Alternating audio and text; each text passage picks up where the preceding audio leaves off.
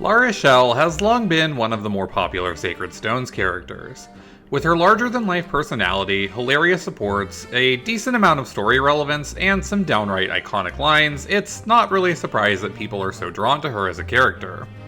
But still, even with more popular characters, I feel like there's always some room to explore them a little bit more, and that brings us to this video. La Rochelle sometimes comes across as a bit of a joke character, and while that isn't necessarily wrong, I think that there's a surprising amount of depth to her overall. While it's easy to just look at her early dialogue and a few of her silly supports and think that you have the full picture on La Rochelle, there's a lot more to analyze with her once you start breaking certain elements down in more detail. La Rochelle is the princess of the religious country of Rouston, who travels the land as a self-proclaimed hero of justice. She has the noble goal of saving the world by slaying the many monsters across Magville, alongside her merry band consisting of her jolly retainer Dazla and her kidnapping victim Rennac.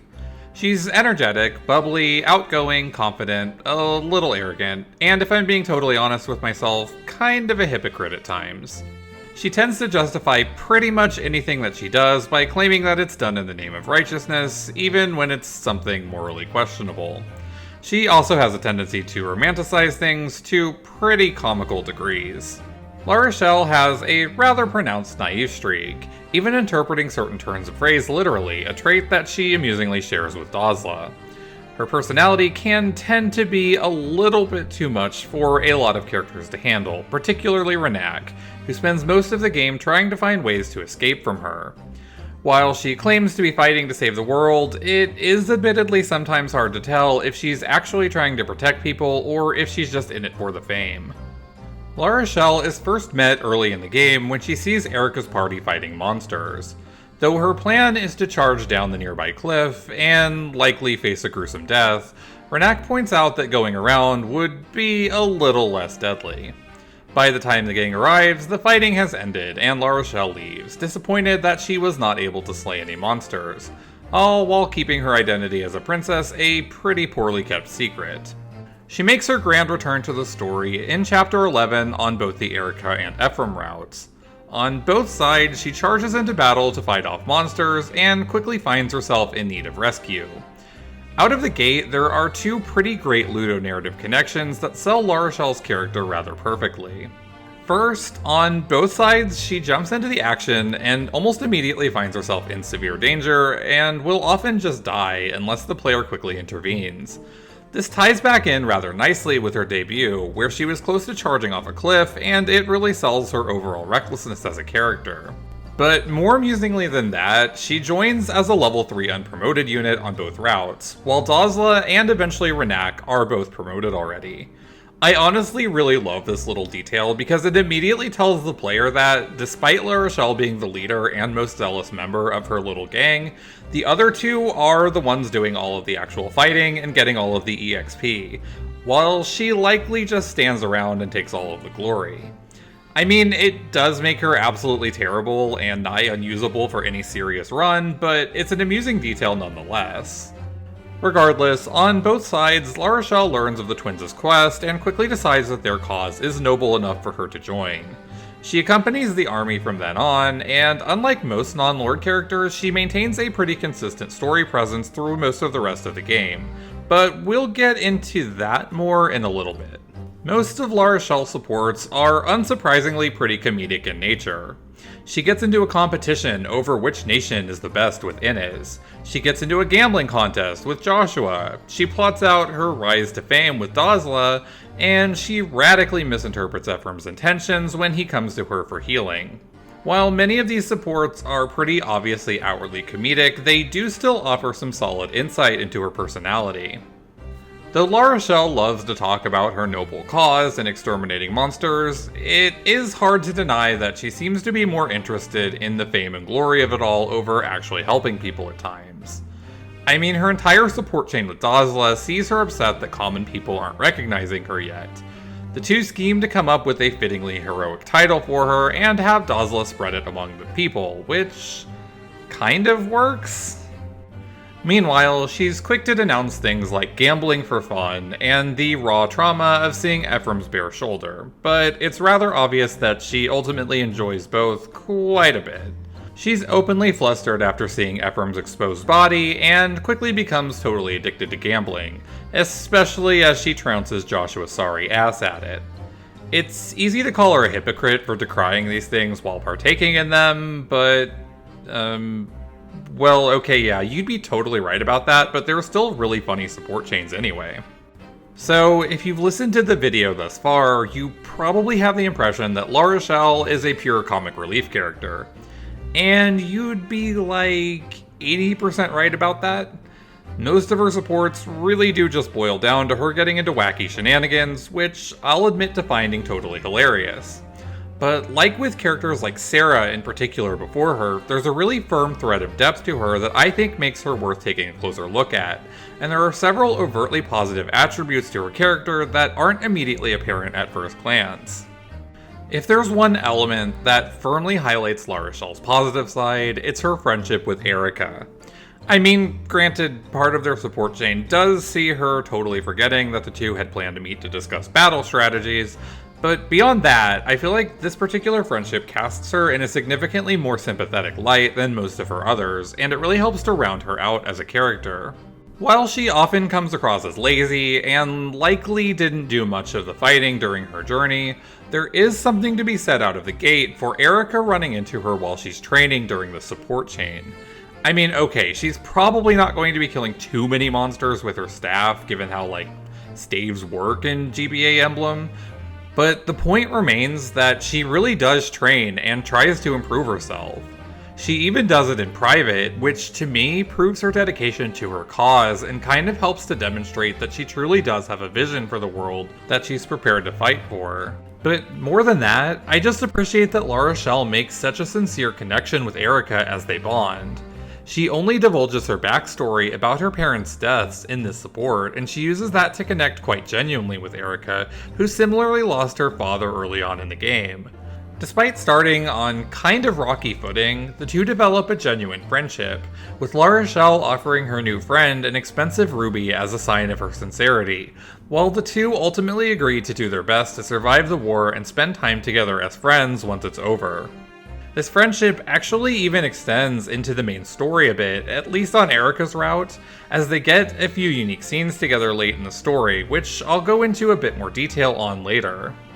It's pretty easy to overlook this particular support chain, as it's pretty simple on the surface, but I feel like it really rounds La Rochelle's character out a lot. A lot of her supports present her as self-centered and oblivious, so a grounded and sincere friendship like this one goes a long way toward proving that she's more considerate of others than it initially seems.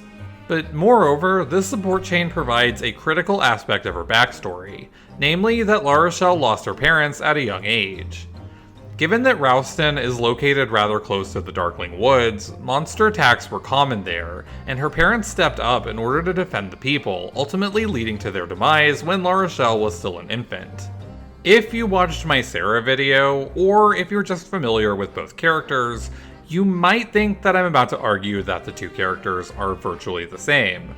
On the surface, that seems kind of true. They're both bubbly and outgoing healers who are a little rough around the edges. They both have suffering bodyguards who just want to be done with them, and both of them lost their parents at a young age, albeit due to very different circumstances. Honestly, I really did consider making this comparison a major focal point of a video, but as I looked closer at La Rochelle's character, I realized that there are some fundamental differences between the two that make them very different characters. Where Sarah is critically defined by trauma relating to her parents at her core, I think that La Rochelle's response is notably different. Rather than having a streak of insecurity revolving around her parents' deaths, she simply misses them and is understandably sad about their passing. And while she may hide that from her friends, I find that her reaction is surprisingly normal. She's not a fundamentally broken character who's compensating for her pain by acting out. She's just a genuinely upbeat character who wishes that she could see her parents again, and I think that that's a perfectly human reaction. However, that's not to say that losing her parents had no effect on her at all. In fact, quite the opposite. I feel that losing her parents did contribute to her personality in several indirect ways. While there isn't formal confirmation of precisely what her situation was as a child, it's largely implied that her uncle Mansell and her vassal Dazla both contributed to raising her.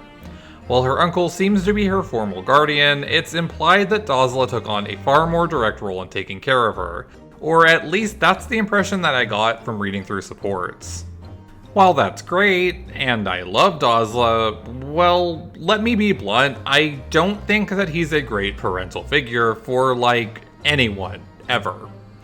Dazla is kind of the jolly giant who just wants to make La Rochelle happy, and while he'd make the perfect fun uncle who spoils the hell out of his niece, it might not be the best way to raise a kid in the long run. In fact, in a Japanese support that was sadly changed for the English release, this is explicitly pointed out, as Dazla tells Garcia that he just wants to make La Rochelle happy, much like a father spoiling his daughter. It's even implied in the Innes support that La Rochelle had to sneak away from her uncle in order to go on her journey. Meanwhile, Dazla happily accompanies her every step of the way, letting her get away with just about anything instead of putting his foot down and keeping her out of danger. With that said, it's worth noting that she does still receive aid from her uncle when needed on the Erica route, implying that he does support her quest even if he likely didn't initially know about it. I feel like having a guardian who constantly enabled her caused her to grow up a little bit spoiled and contributed to her overconfidence. A lot of La Rochelle's dialogue across the entire game gives the impression of someone who's very used to getting her way, which makes a lot of sense given what we can infer from her childhood. There's another major element to her character that I think stems directly from the loss of her parents. Given that she was so young when they died, I feel as though La Rochelle came to idolize her parents, essentially viewing them as superheroes and constructing an entire persona around it. She was so young when they died that, by her own admission, she cannot even remember their faces. Most of what La Rochelle knows about her parents clearly comes from stories that others told her about them, which includes the tales of their heroism and how they fought off monsters to protect the people. La Rochelle has a tendency to kind of exaggerate and romanticize things, which makes for a pretty strong connection between her parents in the past and how she behaves during the game. Don't get me wrong, I think that the story about her parents being noble people who fought to protect the citizens of Ralston is generally correct.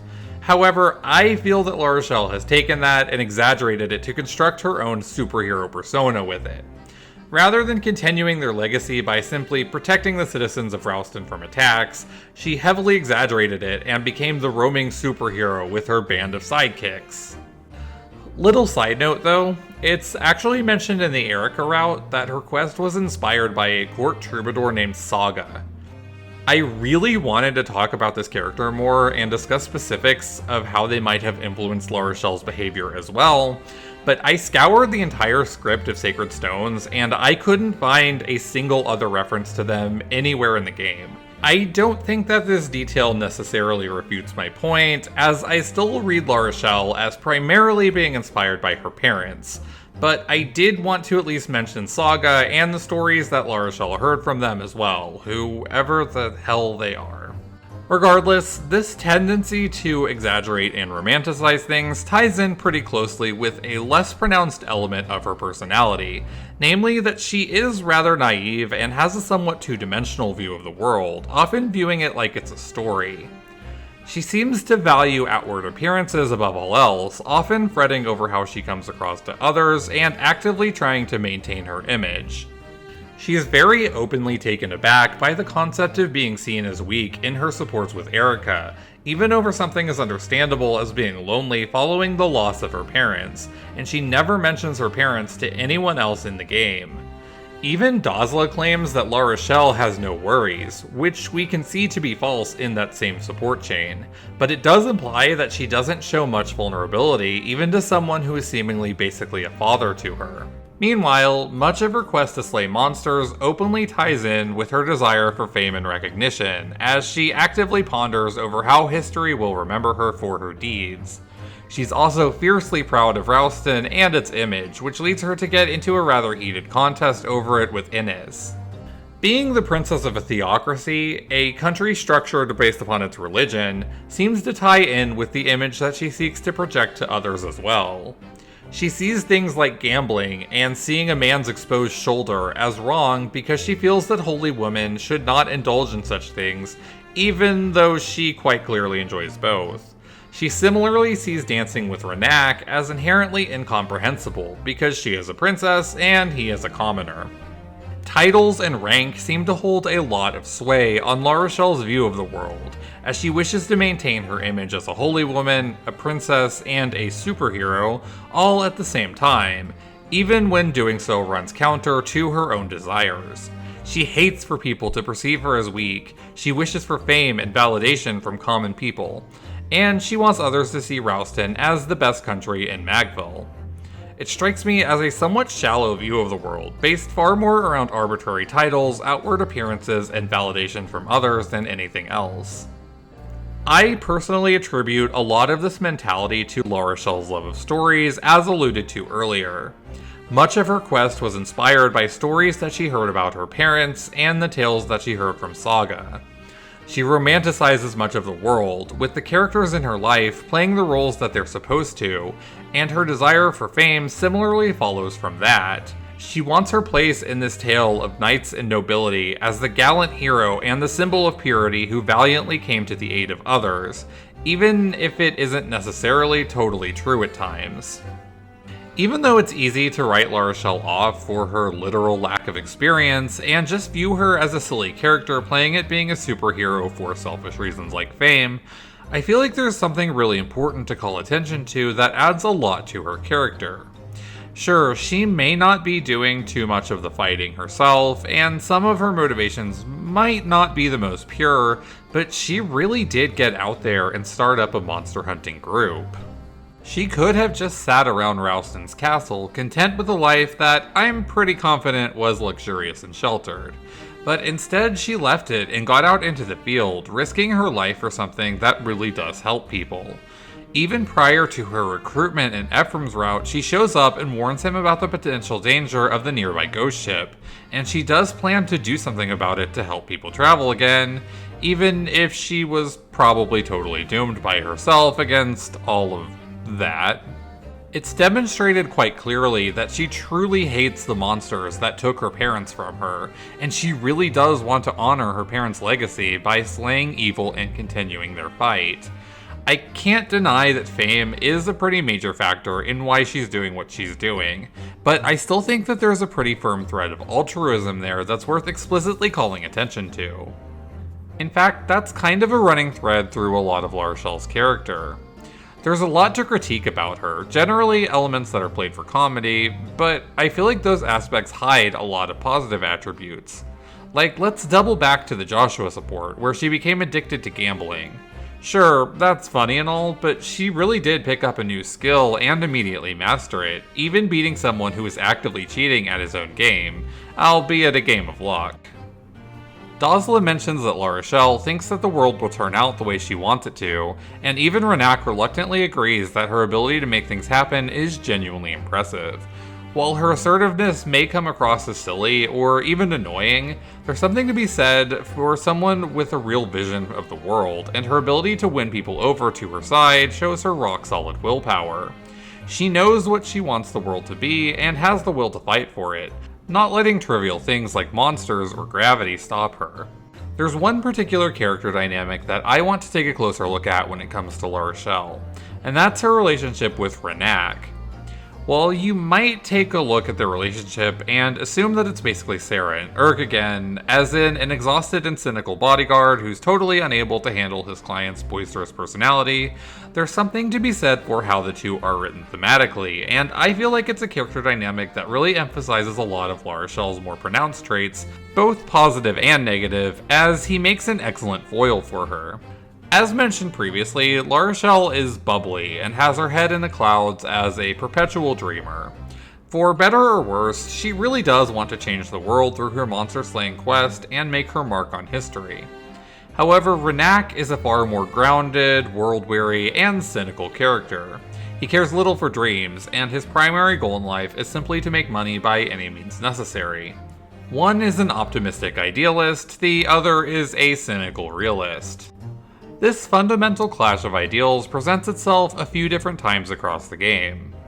When Rennac is recruited by La Rochelle after he had previously escaped from her, it's referenced pretty directly, as La Rochelle says that her cause should be enough for him to want to return to her side. However, he protests and demands more money, caring little for abstract concepts like the joy of doing good. This thematic contrast continues across a few different supports. In Rennac's supports with Dazla, he explicitly says that he's only really valued gold up until now, and he mentions how it must be nice for La Rochelle to be able to live without real worries. He envies her station in life, or at least the element of being rich without having to work for it, and he views her quest as childish and insignificant. Meanwhile, La Rochelle tells him that money cannot bring happiness, and that he should be happy with what he does possess rather than lamenting what he does not, which ties back in with their vastly different values. However, he's quick to bring up the important note that a sentiment like that doesn't really hold much weight when it comes from a princess who has never really had to struggle for anything. I do think that this is a pretty important distinction to make, because while it doesn't necessarily refute her point, it does add a pretty critical caveat to her perspective in that she's lived an objectively privileged life and has never really had to lament what she personally does not possess. I feel like this calls back to the earlier point regarding her somewhat superficial views. It comes across more as a phrase that she heard and recited back than an organic sentiment that she holds. She even seems unsure about the point that she's making as she says it, as if she wants Rennac to offer his validation for her and to tell her that what she's reciting is correct. Incidentally, her perspective on money also ties in with a line from her supports with Joshua, where she mentions that it's noble to earn your way in the world, conveniently forgetting that she is a literal princess who has never had to earn anything. But that kind of inherently ties in with their differing views on the world. La Rochelle is all about big ideas that may or may not necessarily be entirely practical, while Rennac cares for very little other than the amount of gold in his pocket, and is clearly irritated over constantly being pulled into danger over La Rochelle's idealism and her poorly thought out plans that associate with it. He views her ideals as something of a joke, which naturally causes a lot of conflict between the two, even if La Rochelle and even Dazla don't really seem to realize it. All of this initially makes it seem like Rennac is totally in the right here. I mean, it's easy to take one look at this duo and just see this bodyguard being hired for a job that he's not being paid for, and where he's constantly being pulled into dangerous situations by a naive and spoiled princess for her dreams of fame. But look a little bit closer at some of the details here. Both Rennac and La Rochelle left their old lives behind, but for very different reasons. He left because his merchant father was making him work, while she left the life of a princess in order to fight to save the world. He spends the entire game trying to avoid fighting and just looks for easy money, while she trains in private because she really does want to fight for what she believes in. He curses his fate for ending up in the situation that he's in while doing little to change it, while she's all about taking fate into her own hands and making things happen. I think that a lot of the finer details between this duo ultimately show that she's the more noble, focused, and ultimately admirable of the two, while he's content to simply throw his cynical jabs at her without putting any real effort into anything. With all of that said, while he would never openly admit it, I do think that La Rochelle does ultimately win Rennac over with her ideals to some extent. He openly concedes to how impressed he is about her raw willpower to Dazla. He does end up joining her again for free rather than charging the almost 10,000 gold if she's the one to recruit him instead of the twins, and his lone character ending has him remaining in her service for the rest of his days, with it being noted that he didn't try very hard to escape. He maintains that he hates La Rochelle to the very end, and their mentalities on the world totally clash, but I think that her spirit really wins him over in its own way. Say what you will about La Rochelle, but she really does have a strong force of will that tends to win people over in the end, more or less. Going beyond supports, the final piece to La Rochelle's puzzle that ties her character together is actually the easiest one to spot. La Rochelle plays a pretty major role in the later sections of the main story, and I feel that that's where all of her stronger attributes get to shine and where her character really comes together. It's mentioned during the course of the story that Ralston is the most well-versed in the lore of Magvel, which comes into play in a big way late in the plot through La Rochelle. Kind of surprisingly, given her early portrayal as what seems like a jokey side character, it's actually her of all characters who first realizes the importance of the sacred stones and proposes using them to defeat Formortes, fundamentally driving most of the plot through its later stages. She acts as a guide to retrieve the final intact stone in Ralston, which later proves crucial to defeating the Demon King. She even offers Erica some excellent advice about Leon in telling her that the sacred stones can no longer save his soul, which I have to say is advice that Erica really should have taken. Really. During the final battle of the game, it's La Rochelle who utilizes the sacred stone in order to weaken the Demon King by sealing his soul away. However, she points something out after using it. The stone alone is not the only power that they need to win the battle. Instead, they need the willpower to make a better future by taking the fight into their own hands, which honestly ties in really nicely with La Rochelle's overall character.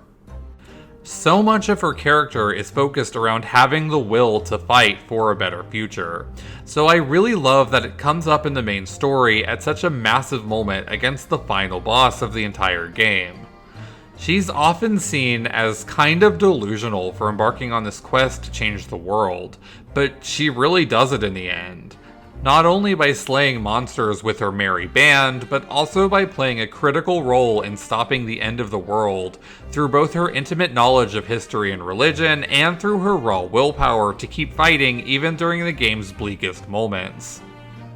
Even beyond her actions, I'd like to call special attention to La Rochelle's personality in the main story during its final chapters. She generally drops her superhero persona in favor of being more genuinely helpful, focused, and serious during most of the later stages of the main story, acting as a guide through several of the later chapters without much of her usual bravado. That's not to say that her personality was an act by any means, but it does show that she can buckle down and take things seriously when she needs to. When the full stakes of the fight are revealed to her, she steps up and does everything that she can to help. There are many times during the late chapters of the main story where the sincerity that she demonstrates in the Erica support shines through as well. After concluding that Leon cannot be saved, she proposes that the twins sit out of the battle for their own emotional well-being rather than needing to fight their friend. When she gets to Ralston late in the game, she initially wishes to immediately retrieve the stone, before noticing everyone else's fatigue and morale and proposing that they get some rest instead. She puts her own desires to the side for the sake of both the army and her friends. On Erica's route, there's even an extra conversation during the section where she goes to check in on Erica, which ties in rather nicely with the friendship established in their support. She offers a sympathetic ear to her and some genuinely heartfelt advice regarding the impending battle against Leon. It's shown rather clearly once again that, beneath it all, La Rochelle really does have a sincere heart that cares deeply for her friends. La Rochelle is a character who defies the player's expectations pretty regularly. It's easy to take one look at her and read her as a lazy, fame-obsessed, spoiled child who annoys most of the people around her with her self-centered attitude, occasional laziness, massive ego, and her over-the-top dreams of being a superhero that occasionally border on delusional. But once you really crack through that and start looking into how she was raised and her intentions and actions throughout the game, you might just see something else. I see La Rochelle as a flawed, yet fully well-meaning character, a sincere friend who has a real vision for the world, someone who truly wants to make other people happy, someone tremendously skilled at anything she applies herself to, and someone who puts herself in real danger to save others. She puts in so much more work than anyone sees to carry out her goals, and her knowledge of the world arguably ends up being the singular most important key to the entire endgame of Sacred Stones and saving the continent of Magvel and beyond. Most of La Rochelle's popularity comes from her comedic supports and her funny meme lines. And honestly, that's totally fine, because she really is absolutely hilarious. I personally loved her from her very first scene in the game, even before knowing anything else about her. but I always appreciate the extra depth that comes from reading between the lines to discover a shockingly well-rounded and sincere character with a lot of nuance. She's a force of personality who's equal parts hilarious and endearing, and she's more than earned her status as a fan favorite amid the Sacred Stones cast, and in my opinion, she is easily one of its strongest characters.